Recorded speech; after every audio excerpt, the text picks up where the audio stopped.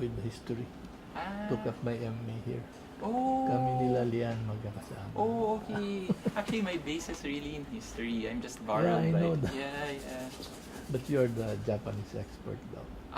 So now they borrowed me as being director. It's my second term right now. Second term. Yes. Okay. So we're doing this. We have a YouTube channel. Okay. So so we're doing this in time for the new emperor, the Yes. and so that's why we requested for the interview. Sure pa. I have some questions, Okay. very short lang Mhm. actually. I noticed na okay na? Okay na tayo, sir. Oh. Mm. I noticed that it's going to be your 55th year Yes. on in 2021. In 2027. 2017, yes. 2017, 2021, sorry, yes. Sorry, yes. 55th year. Yes. So it's been quite I mean, can you give us a background on how Okay. the Japanese studies program was Great. put up, and it looks like it's grown so much. Yes. Uh, We're the only Japanese studies program in the Philippines. When I say the only Japanese studies program, it means that we're the only one that was in name. Because the other programs, such as the one in UP, which is under Asian Center, and the one in De La Salle, which is under the International Studies program, is not named as a Japanese studies program. We were established in 1965, which meant that this was the time when Philippine-Japan relations became much better. And we were actually funded by Japan Foundation to, of course, begin this understanding between the Philippines and Japan. However, because there weren't as much Japanese studies, experts of Japan during that period, we actually had scholars from Japan come here and became directors. Um, and it was, but instead of relying intensely on Japan, the agreement for the Ateneo was that we become localized, which meant that sooner or later, money will, money from Japan will not come. So we have to make sure that we became an independent institution. And our first Filipino director was our 11th director. It was, if I'm not mistaken, our father president then. Ah. And from then on, it started like a university structure that the father president managed this program, and later on we were able to build it into an independent program. So, And you teach the language, of course. oh yes, And, yes, we. The special thing about this is when in the beginning, when all of these programs in 1960s began, the first one to actually get these programs is actually UP, but it was under the Department of Linguistics, which meant that the limitations of the program was that they could only teach language. However, the problem with just learning a language is that you're not able to understand everything and anything about Japan itself. It was basically just speaking the language. So the special thing about our program was that we made a conscious decision, or at least our directors or the directors prior to me made a conscious decision that we were not just working with language.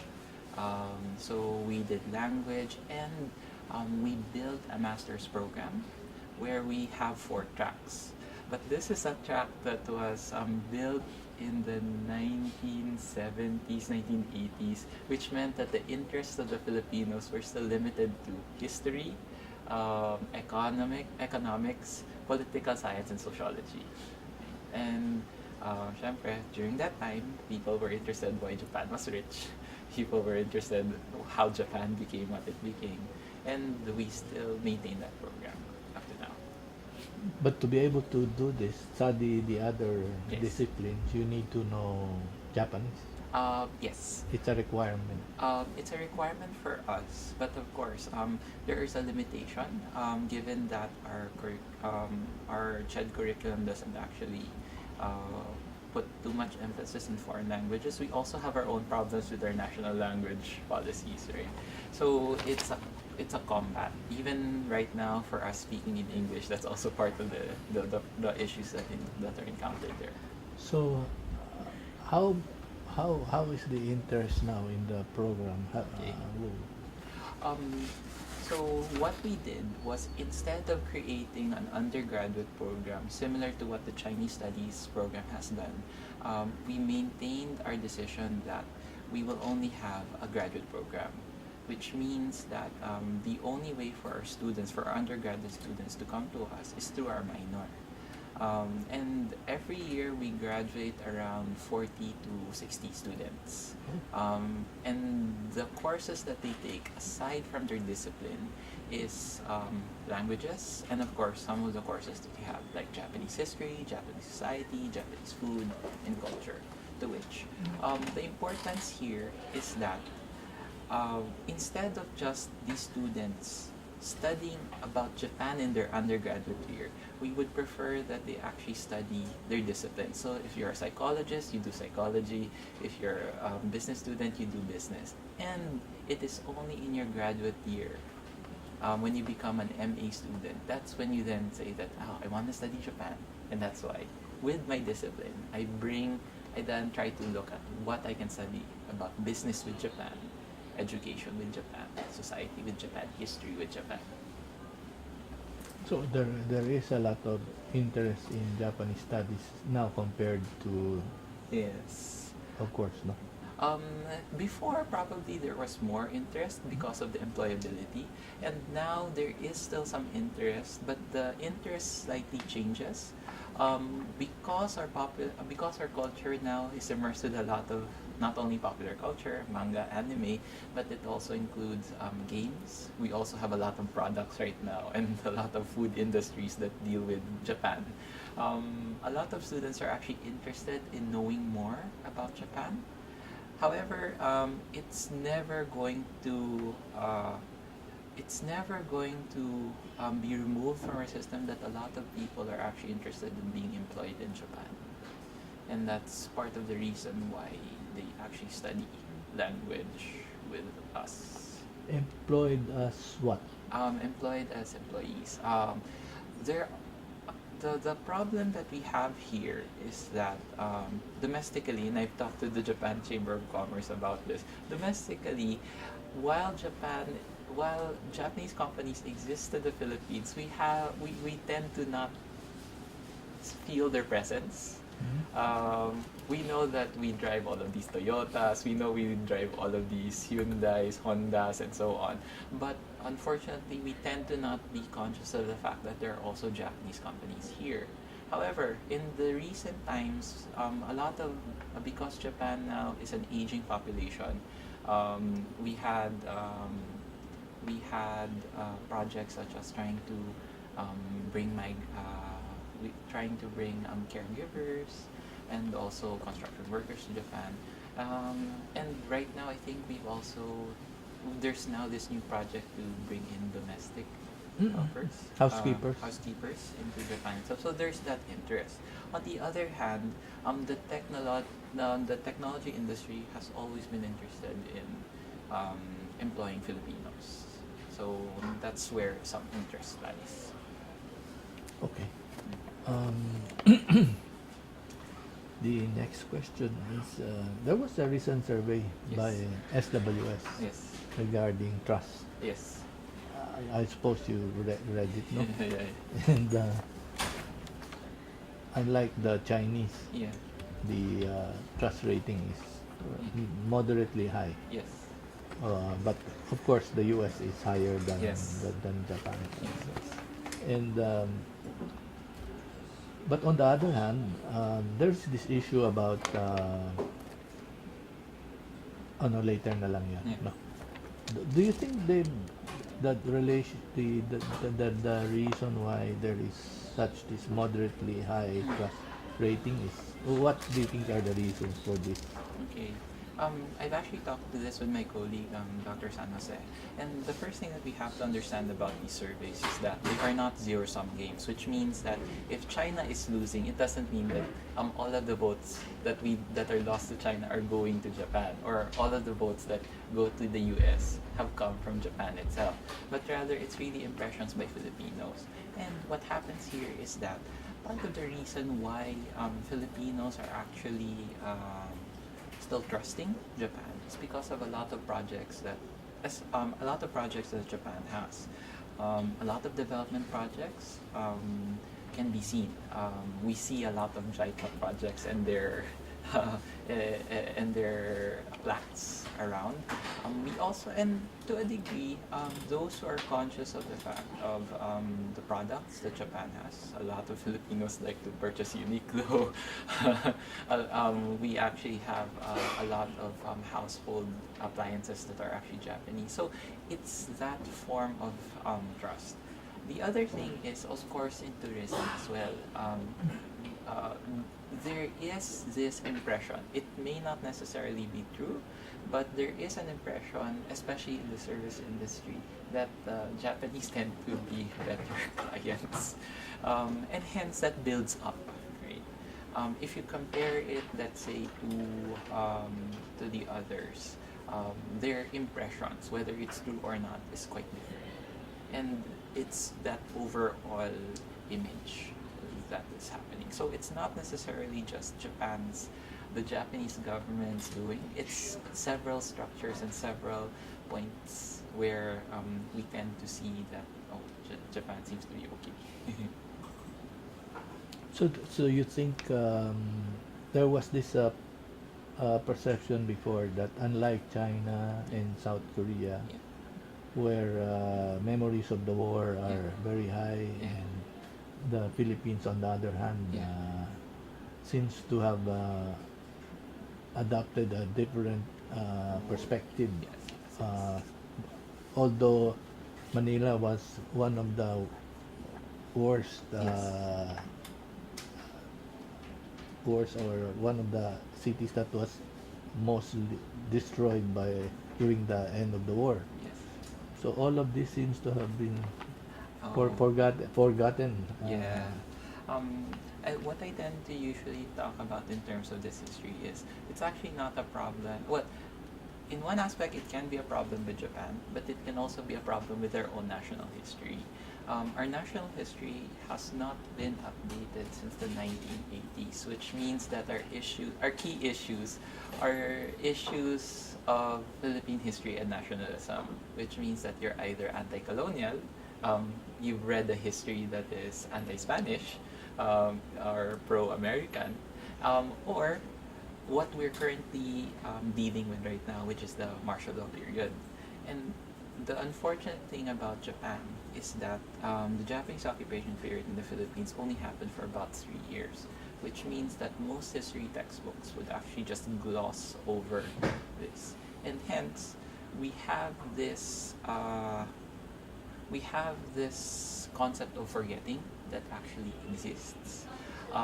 If you look at national heroes, it actually becomes a problem that there is no national hero for Japan, for the Japanese occupation period, right?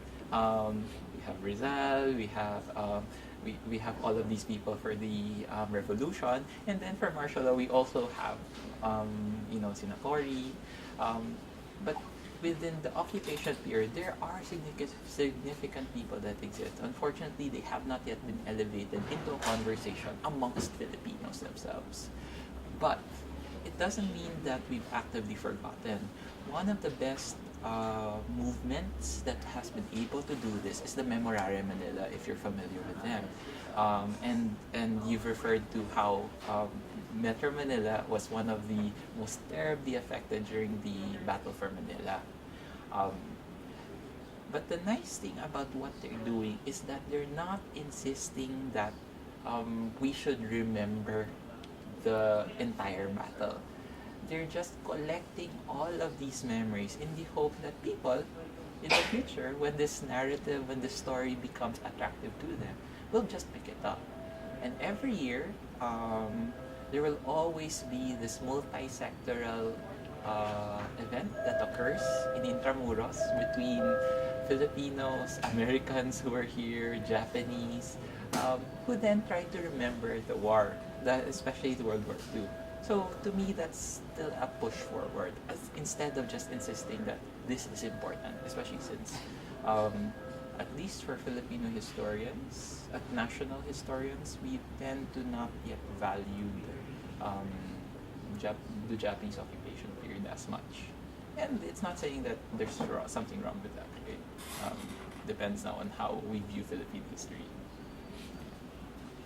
But very recently, there is this issue about the comfort women Yes. statue, Yes, and yes, the Japanese government seems to be very sensitive about this. Right.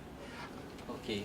There are two things that actually happen here, and I can only look at it from the perspective of the Philippines. One of the things that I tend to not agree with the comfort women statues in the Philippines is that we are trying to then create a dialogue similar to a dialogue that exists in the best comparison I can give is Korea, right? The difference here is that when you look at the national histories of Korea, they have placed importance on World War II. They have actually elevated these comfort women not as just individuals, but rather as citizens of South Korea, which means that they've no longer looked at the comfort women issue as an individual issue, as a woman that was raped, um, that was uh, that was done violence to by the Japanese, but rather she is a citizen. She is a national, right? That has not yet happened with us, right? If you look at our history of how we dealt with the comfort women issue, we've only looked at them as individuals. So, what happens here is that even when we had that statue in Rojas Boulevard, um, I would I was actually talking to my fellow scholar, Dr. Jose, and while we agreed that it is an important issue, it also means that we cannot force the issue on people that refuse. And when I say people that refuse, it's Filipinos, right? And what happens if you think about it? The issue died down, right? Because it was judged by the nation as nothing important to them. It's just unfortunate, right? Okay, okay. So, and that's why we have we're still working on that. The nice thing is what has happened recently. I'm not sure if you were able to cover it. One of our fine arts graduates had actually built an exhibit on Lola Rosa's collection, which is housed in Ateneo. Mhm. And rather than end with the idea that we are building an anti-Japan, right? We are trying to then try to understand these people and try to really look at it from a historical perspective. And that's a beginning, right? We also had, I think, a play in UP recently on comfort women as well. So it's picking up, and it is only for us to judge whether more Filipinos tend to then place it as something valuable in their historical memory or not. Okay. Yeah. Okay. Maybe it's um, the emperor. We're going to Yes. have a very historic moment Yes. tomorrow. Today April, at 4 p.m. today na ba? April 30 ba? nga? Yeah, it's the abdication ceremony. I think is at 4 p.m. 4 p.m. Yeah. later. Uh, Yes. so as a Japanese scholar, Yes. a Filipino Yes. Japanese scholar, what is is there what is its significance to us? Okay. First and foremost, it's something that we're clueless to simply because we're functioning under the Roman calendar, which means that we count our dates based on the Roman calendar. This year is 2018. However, it's actually an awareness of how time is being presented um, by particular countries.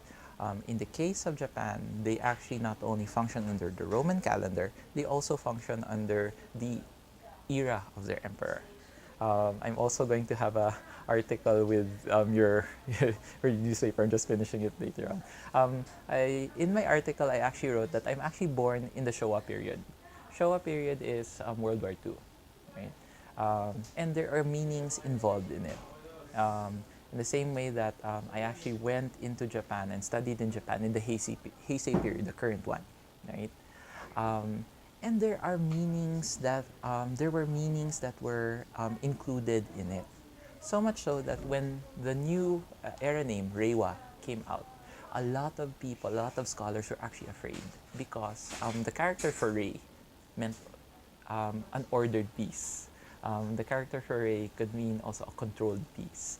Um, if you put it in parallel to um, the current Prime Minister, Prime Minister Abe, there seems to be this unpopularity because of his move towards a normal nation, right? However, as a historian, what I've actually seen is that while there is a symbolism to the name itself, there is importance to it. It doesn't necessarily mean that they are able to push through with it, right? An example here would be my birth year, Showa. Showa was supposed to be an endearing piece, right? The Showa Emperor changed the name in order to present this idea of an ending peace in Japan itself. Yet, Showa is also the period when World War II happens. So, what happens there? Um, there is that symbolism, yet history tells you that it didn't that all of these, hopes and aspirations may not necessarily be true because of circumstances that existed within that period year. So for me, right now, when we then move towards Reiwa, there is a hesitation. There is a little bit of fear, but there's also a little bit of hope because we don't know what's going to happen. What is this period grounded on? One of the things that we then see, as I mentioned, is fortunately or unfortunately, depending on which end of the political spectrum you are, the current prime minister is in his fourth term, and he is currently his cabinet is currently not as popular. Domestically, he has been seen as someone that has been labeled as right wing, somewhat, and on the other hand, a more liberal way of looking at it is that he's moving towards what we were discussing when we were studying Japanese studies. He's moving Japan into this state of becoming a normal nation, right? And when you then put in this new term, Reiwa, which means controlled or ordered peace, at least from a linguistic perspective, it then creates this fear. Abe is now militarizing Japan. Abe is now trying to find ways to alter the peace constitution. And maybe this is that symbol, right? So there is that fear. But what history tells me is that no matter how much humans can actually try to create a symbol of this, and no matter how much they're going to push this, society and its complexities may have the capacity to change it. So yes, the fears are warranted, but until the reign of Reiwa will end, we're not really sure what will happen, right? Okay. Right now, Japan is opening up, Yes. and given the state of relations between Japan and the Philippines during this administration, Yes. in this administration, what do you see moving forward, Okay. especially under the Rewa? Okay. First and foremost, I do hope that Filipinos actually realize that Japan has, and as the survey has mentioned, I do hope that that Filipinos actually realize that Japan has and has always been one of the Philippines' long-standing partners, long-standing friends. Furthermore, if you go, especially to Mindanao or to where I come from, like in the Visayas, you will also notice that a lot of the Philippines is actually one of the country where a lot of Japanese NPOs, nonprofit organizations, have been actively engaging in. Unfortunately, we actually don't see this conversation in the public space. Right now, news has always been about China, has always been about the US, and that is where Japan is slightly weak in terms of its public relations. And I do hope that in Reiwa that Japan now becomes more aggressive in its presence. We see this aggression, at least in terms of making its physical presence be known, especially in Mindanao, because a lot of development projects are happening there. But it should not just end with the Mindanao, right? The rest of the Filipino people have to also realize that Japan is a good friend and is a good partner as well, regardless of whatever histories we had with them, right? And that's what the point of this relationship is, to understand what they have done and how we move forward towards it. Yeah, I have two more questions. Yes. I hope you don't mind. Sure, no problem. Yeah, you were saying that yeah, it seems that they're not very aggressive in uh, making the Filipinos known about Yes. what they're doing in the Yes. country, although they're doing a lot of things. Yes. Is this deliberate?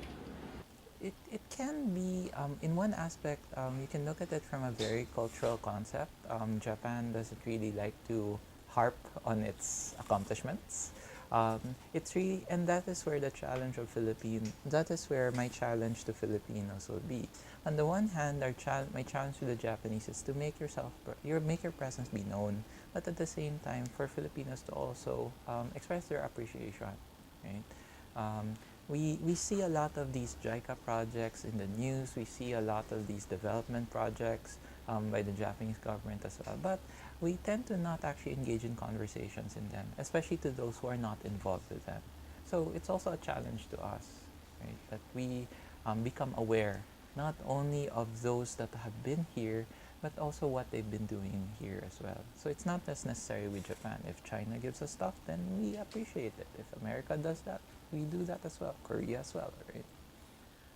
Last question. Yes. You studied in Japan. Yes. You took up your PhD. PhD Yes. in Social sciences. social science, Social sciences, yes. and you stayed there for Yes. how many years? I took my PhD in Japan from 2006 to 2010, prior to 311. 4 years. Yes.